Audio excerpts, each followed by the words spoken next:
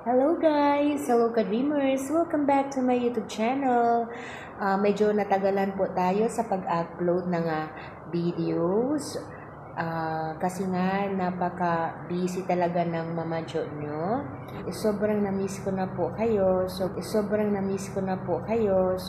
Hindi po tayo nakagawa ng content sa aking mga subscribers.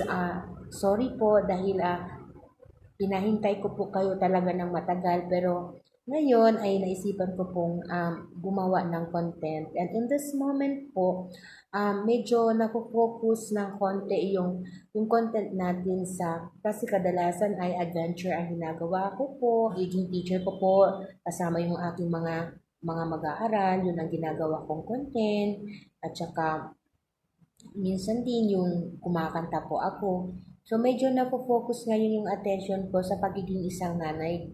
Ayun nga po, sa buong araw ng paggawa ng gawaing bahay, tuloy na napaisip po ako na buti pa pala yung mga taong nagtatrabaho. Kunyari sa opisina, kunyari guro, ganun.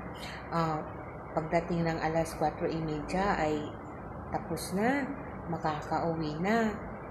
Samantalang kapag tayo mga nanay, kapag sinisimulan na natin ng maaga ang ating trabaho, hindi natin namamalayan ang oras, di po ba? Hindi natin namamalayan, mag-aalas 6 na nga pala, hindi pa nga tayo tapos sa mga ginagawa natin, di po ba? At dito ko talaga na-realize, hindi talaga natin masusuklian ang sakripisyo ng isang nanay, ng isang inay sa loob ng kanyang tahanan. Sa loob ng tahanan. Yung,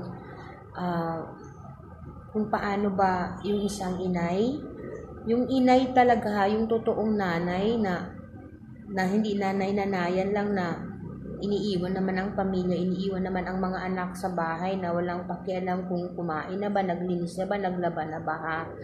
Yung nanay na sinasabi ko, yung nagpakananay talaga sa mga anak nila sa bahay. Yung realization ko po ay talagang hindi masusuklian yung sakripisyo ng isang inay sa loob ng tahanan. Opo. Thanks for watching guys. I love you. See you on my next vlog.